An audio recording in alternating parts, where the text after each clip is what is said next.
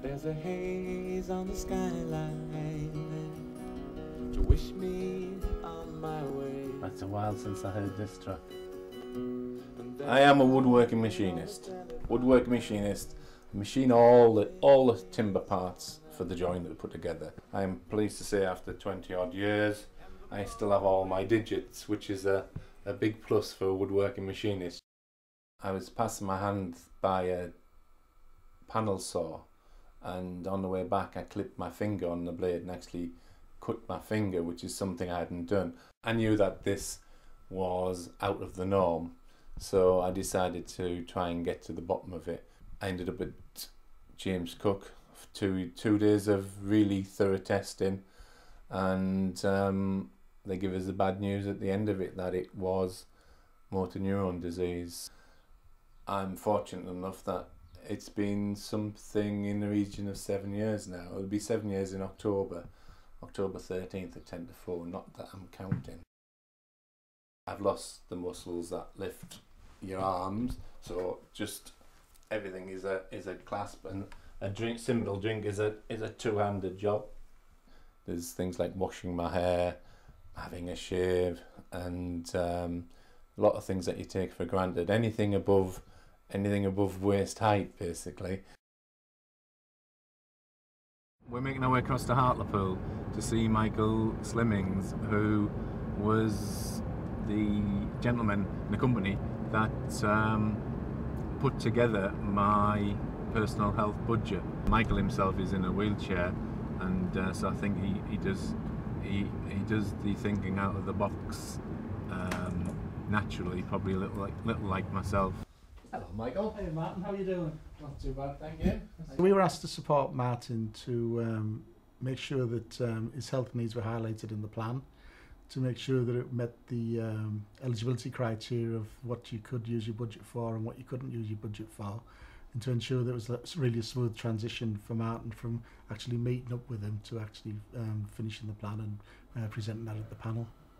Yeah, I mean, we hit it off straight away, and that's what we tried to do. We tried to keep jargon down to a minimum, and we just talked to each other as if we would in the streets, sort of thing. So we just keep it low level. And then Martin sort of began to share what he would like to do with his budgets and how he felt they would be appropriate for him. So namely, sort of, we had the idea about cycling again, which is something he hadn't been able to do for a while, and maybe accessing the gym, etc. So we just made sure that they were in the plan. One of the things, simple one-off payment, was my adaptations to my push bike. The position of the handlebars was so that I was leaning forward, which is a bad thing for me with my arms being so weak. My motor neuron disease means there's certain limitations to what I can do regarding exercise. My push bike is a form of exercise, and we put it in the personal health budget, that obviously the exercise eases the cardiovascular and therefore would be advantageous to me, and it's another thing that gets me out of the house. The personal health budget only covers certain things, but it does mean that the independence is there, and the independence is a big thing. An example for Martin would be that he requested support with shaving. It's a personal task that he finds difficult doing, but it's really important to how he presents himself both at home and in the community, so that was a really positive outcome for Martin. The trips once a week to the barbers just to have my hair shampooed and have a shave. I can shave myself, but it becomes a 20-25 minute job, and I can be quite fatigued at the end of it. My wife doesn't have to wash my hair. My daughter used to trim my tash and beard, and it saves reliance on family members as carers. Because it's only getting shampoo and stuff, usually I just set him up at this station, get him seen too fast. And we have our good old chats about stuff. It also allows me to get out of the house and integrate normally with the sort of people you would do on a normal basis. Thanks again for that. We're heading towards Tees Rowing Club.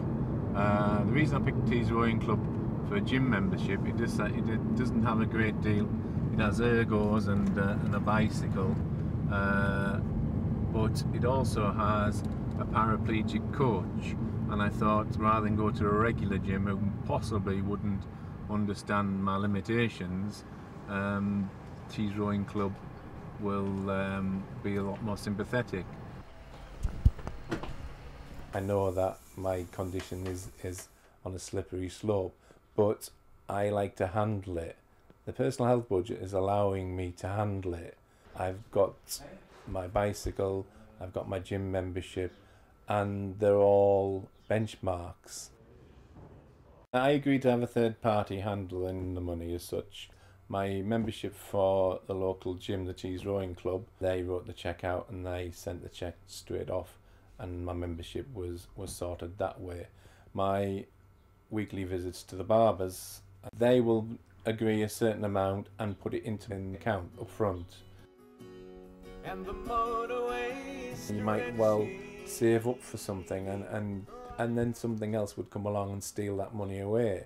The personal health budget is mine, and it has been allotted to specific things which I then can give a great deal of thought to and not necessarily jump in. It's there for when I need it.